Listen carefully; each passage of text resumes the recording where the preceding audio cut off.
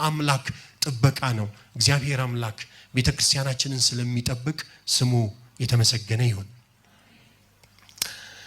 እንግዲህ ጌታ በቃሉ ሲናገር እሱ የመሰረታት ናት፣ አንዲት ናት፣ ቅድስት፣ ካቶሊካዊት፣ ሐዋርያዊት ስንል ተያይዞ የመጣ ነገር አለ።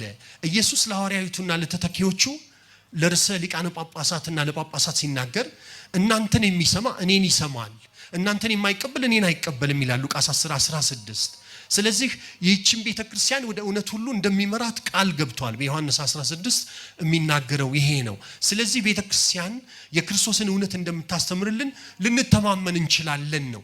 ስለዚህ ርዕሰ ሊቃነ ጳጳሳትን ስንሰማ፣ ጳጳሶቻችንን ስንሰማ የምናዳምጠው ጌታን ነው። ምክንያቱም እሱ የሚለው እናንተን የሚሰማ እኔን ይሰማል። ያ ከሆነ የቤተክርስቲያን የካቶሊክ ቤተክርስቲያን የስልጣን ተዋረድ